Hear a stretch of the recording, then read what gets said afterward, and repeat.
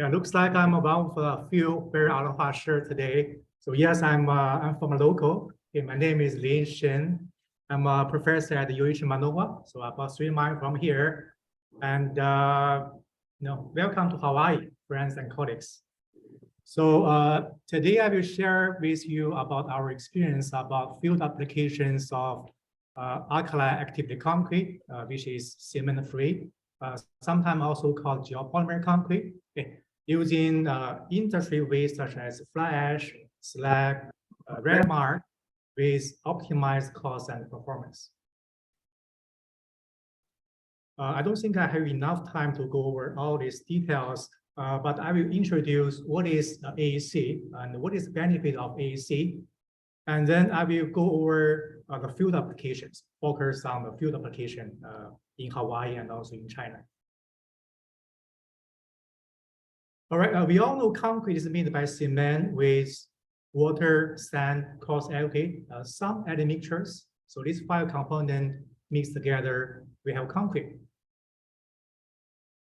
We also know cement production produces a lot of CO2. Okay, the details I've just skipped here. So we need sustainable alternative to cement to fight climate change.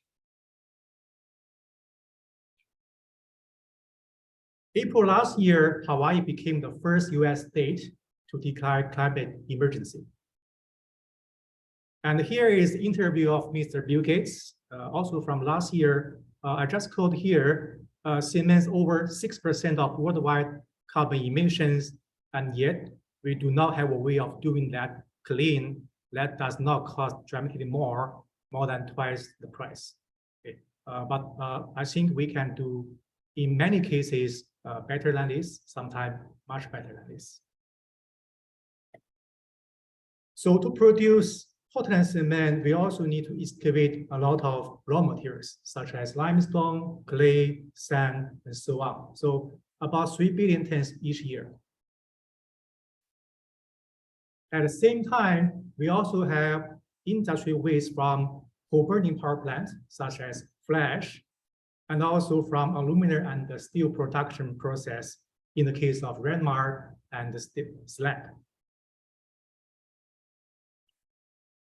So here is a video I took about 2 years ago in one of the largest aluminum refinery in Shandong province in China. Okay. So red mark is a toxic materials from aluminum manufacturing process. It could cause sealing alkali soil and even higher infiltrated rate. Okay. And you can see the polluted river due to the red mark.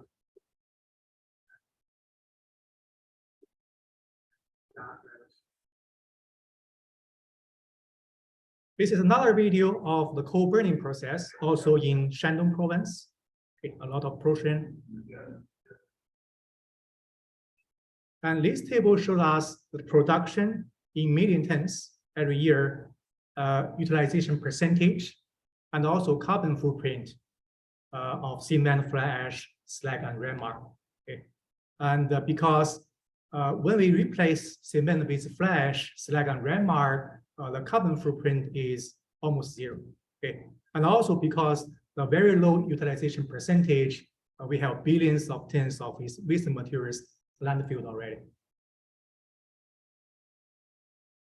So what is AEC? So AEC using these waste materials with water, admixtures, sand, coarse aggregate mixed together, we have concrete.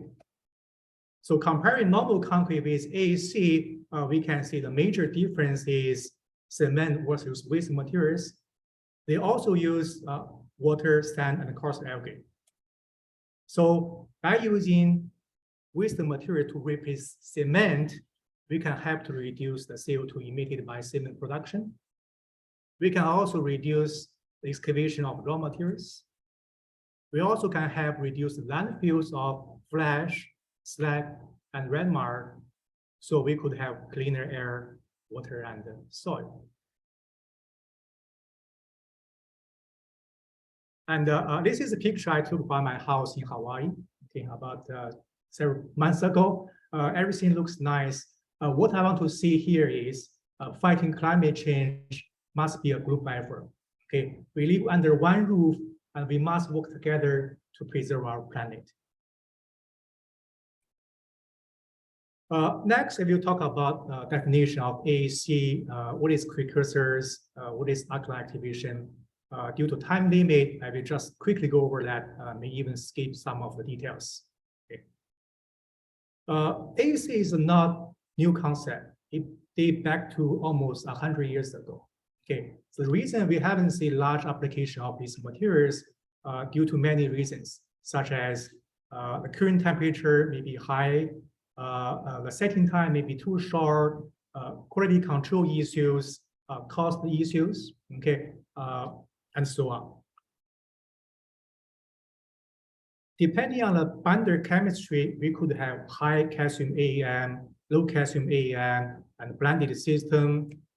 And for each of these categories, we could have different type of hydration product, such as cash or aluminum substitute, disorder toberomide, among others. Okay. Again, I will just skip the details.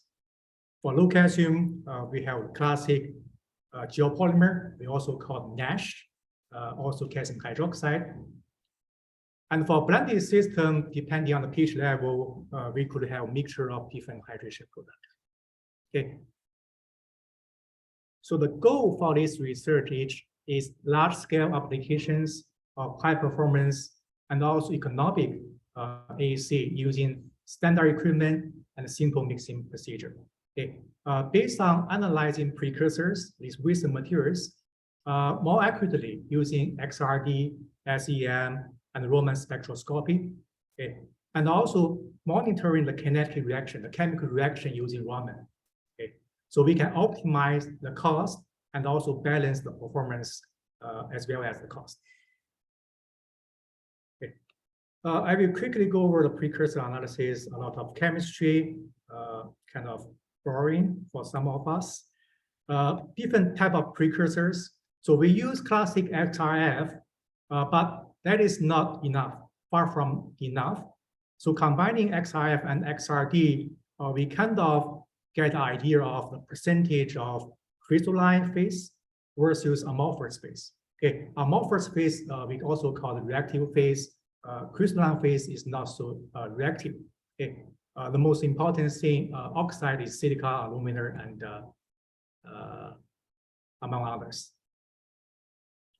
We're also trying to use low quality flash, such as this flash from local power plant. We call it AES flash. Very low quality, cannot be used in normal concrete, but we managed to use this to make very satisfactory AM. Okay, so this is a commercial flash. I will just skip the details. So based on the analysis, we're trying to predict what are the potential final products. Okay, as I discussed earlier, there's many different potential hydration products, all depending on the chemistry of precursors. Okay. And we also trying to verify our prediction or even manipulate what type of hydration product we want to produce in our system. Okay, this is one of the verification using XRD. In that case, we see a lot of CSH is generated. Okay, this is red mark concrete. And also for this type of red mark concrete, we have crystalline phase, which is hydrogonate, which is not very reactive. However, it is very strong and can be served as a filler. So as a result, we can make red mark concrete very strong, easily more than 100 megapascal. Okay, so the hard part is how we can balance all this performance, more than 10 times of performance, and safety, durability, as well as the cost. Okay, so that's the challenging part. We also use Raman spectroscopy to monitor the chemical reaction. We call it kinetic reaction. Okay, just quickly go over that.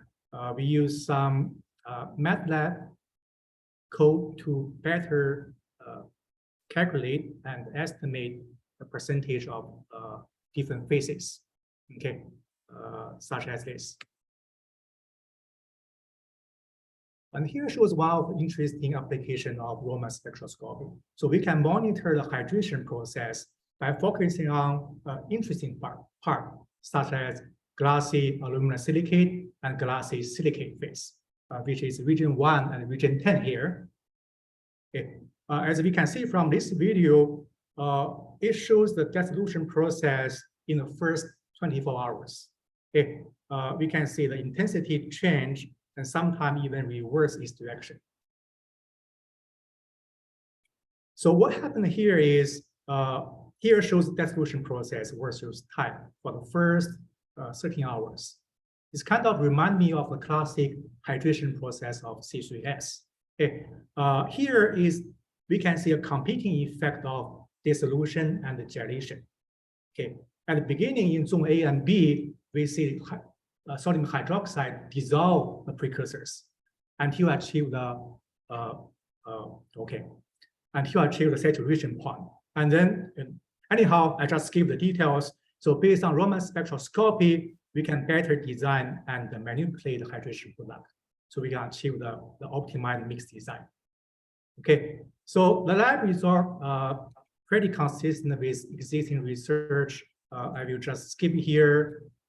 Durability tests such as software attack, ASR, and the QUIP are all pretty much consistent with normal concrete. Okay. And lastly, I will focus on field applications. Okay.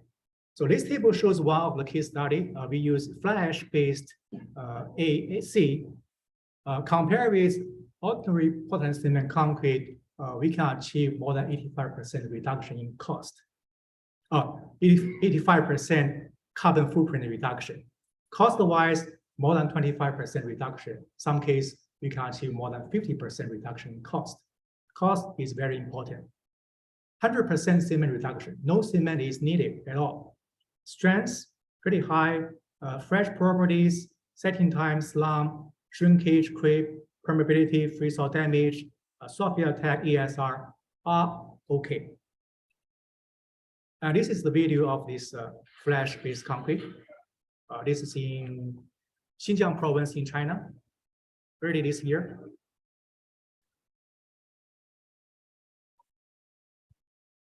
Another video, same project.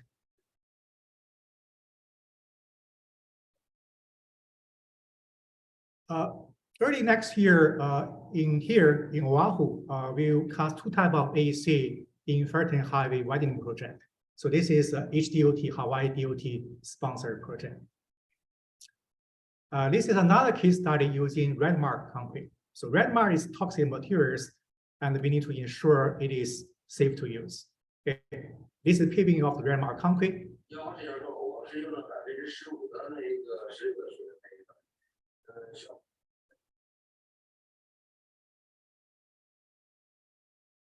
All right, so because red mark concrete is very toxic and high alkaline materials, we will ensure it is safe to use. Okay, this is the video. We can see a lot of grass grow by red mark concrete, which is, circumstantial information proving it is safe. And we also have leaching tests from EPA to confirm the safety of AEC, especially AEC using low quality flash and red mark. And we can see the result is very, very good. Okay, if you soak the AEC using water after one week, 2 weeks, the water is still drinkable. Okay, so very safe to use. So in conclusion, we have some innovative approach to analyze precursors. We also monitor the dissolution process using Raman, so we could better optimize the mixed portion to balance all the performance requests and also safety and cost. Okay. Field application of AEC could achieve cement-free, more than 80% reduction in carbon footprint, 25 to 50% reduction in cost. Concrete can be cured at ambient temperature with very well controlled setting time, which is very important for field application. Flowability and other fresh properties. Similar or even superior hardened properties, durability and safety. And in many cases, we think it is mass production ready. thank you so much. This is some of the pictures during the site visit. Okay, any questions? Thank you.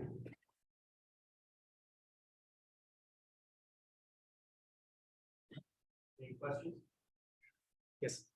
Heavy metals are used as heavy metals. Heavy metals.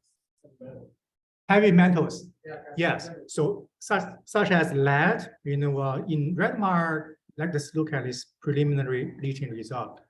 Each power ash, which is from local power plant, has a lot of lead. 1,000, more than 1,000 ppm. Okay, so look at DEC. Come back to 0. Seems too good to be true, but it's very effective combining these heavy metals such as lead within the system. Okay, so very promising result. And also arsenic and barium, all grid reduction, come back to almost 0. Very good result. Okay, so we have more work to do, but so far the results are very, very promising. Okay, we have 2 questions from online audience. The first one is, could you comment on the potential challenge that we may face for putting cement-free alkali-activated concrete to large-scale production? Yeah, so I think the most difficult part is not technical part. It's from the policy, how we can standardize this type of materials to make it safe. Quality control is another potential issues because we use this type of waste materials. We need to have a better quality control, and also again how we can standardize this type of new materials for wider applications. Okay. The second question is that what precursor do you use in your applications? We use different type of flash, GGBS, Slag, and Redmark mainly.